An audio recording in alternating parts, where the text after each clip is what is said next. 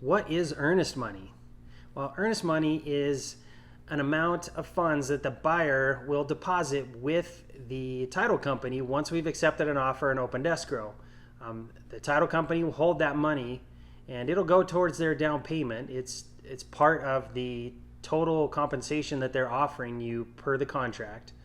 And if for some reason, if the buyer were to default on the contract, in the standard language, buyer and seller agree that the earnest money is the acceptable damages if one party were to default and harm the other party. So if the day before closing, the buyer gets cold feet and they've already got loan approval and they're past all their contingencies and they decide that, you know what, I just don't want this house, or I can't do this, or 100 other reasons, they would forfeit that earnest money and it would go to you. That's typically the only case, unless there's some other very strange circumstances. Unfortunately, here in Arizona, the title companies are very buyer friendly when it comes to deciding on who to give the earnest money to when a deal cancels in an unusual circumstance.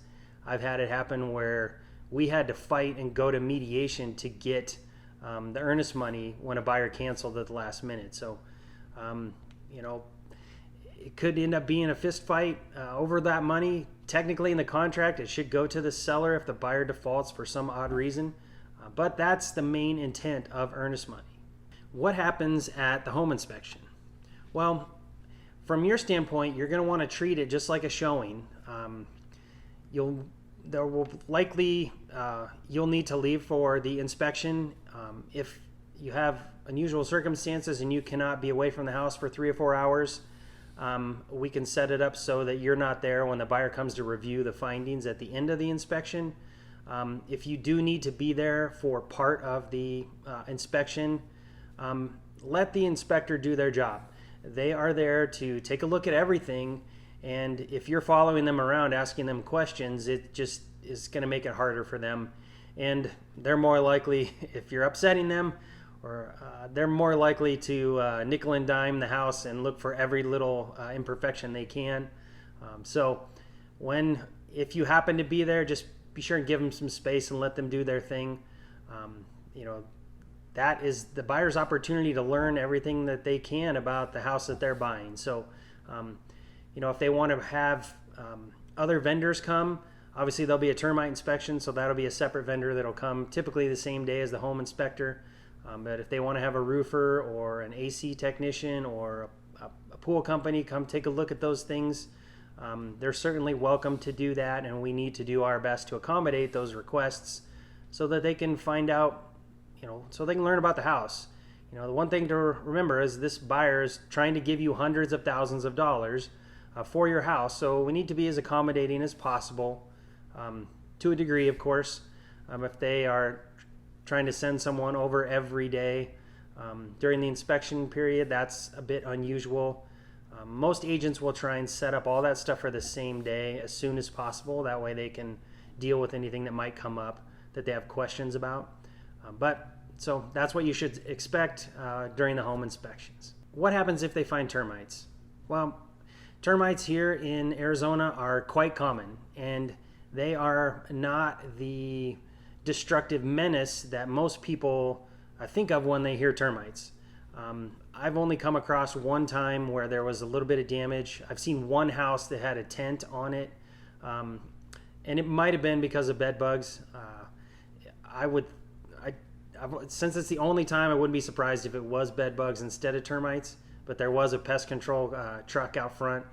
So the termites here are just not as destructive. You occasionally around a window or like a wood support beam on a patio, something that they have easy access to. The termites here, they travel back underground every day, so they're constantly on the move, so they're not as destructive. They're very common. The joke is it's not if you have termites, it's whether or not they're active or not. So if the buyer does their inspections and we find termites, we can get it treated. It's not a horrible thing. It's not overly expensive. Typically, for almost every size home, it's under $1,000. A lot of times, it's $500 or $600. So it's just something that we deal with here in Arizona. It's not the end of the world. It's not a crazy difficult thing that you need to be super scared or concerned about.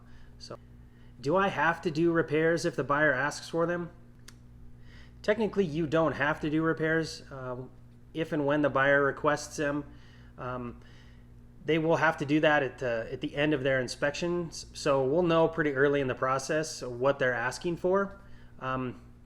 You have three options in that situation. You can choose to do the repairs that they've asked for. You can tell them, no, I'm not doing any of them, or I'm not able to do any of the repairs. Or we can attempt to negotiate and go back to them with what you are willing to do in the way of repairs. So obviously, if you stiff arm a buyer and say, look, no, I'm not doing any repairs, that's a big red flag, and it may lead to them questioning the property and whether or not they want to, and it depends on what the repairs are as well. Typically it's for mechanical, functional things like plumbing, electrical, AC. It's not for cosmetic things like scratch on the wall, that type of stuff. So it'll depend on how much they're asking for. It's certainly okay to try and negotiate, but in the past when I've had clients just flat out say I'm not doing anything, it's created an adversarial situation between the buyer and that seller, and so it's best to offer to at least do something, but your situation may be a little different, so we'll talk about when the time comes. Do you have someone that can do the repairs that the buyer asks for? I do. A close friend of mine is a realtor, and he developed a handyman company just for this situation. So if we get a list of repairs that the buyer's requesting, I can go to their website and submit the items that they're asking for and send over the inspection report, and they'll send us back within 24 hours a written bid of what those things might cost. The best part about that is that we have a good understanding of what those repairs might cost while we're attempting to negotiate this. You certainly don't have to use that company if there is something that we think we can get done cheaper with someone else, or if it's an AC thing or something the handyman doesn't do. We can always find someone else to do it, but I always go that route first because it gives us an idea of what the cost might be. The other thing is, if you're pretty handy, you can do some of these repairs yourself. The contract only states that repairs be done in a workmanlike manner. If someone's asking to replace a broken doorknob, you don't have to hire a licensed contractor to come in and do that. So if you're handy and you can take care of things, by all means, you're welcome to do those repairs on your own. If you're like me and your wallet and your cell phone's your best tool, I've got you covered as far as getting someone in to do the repairs for you.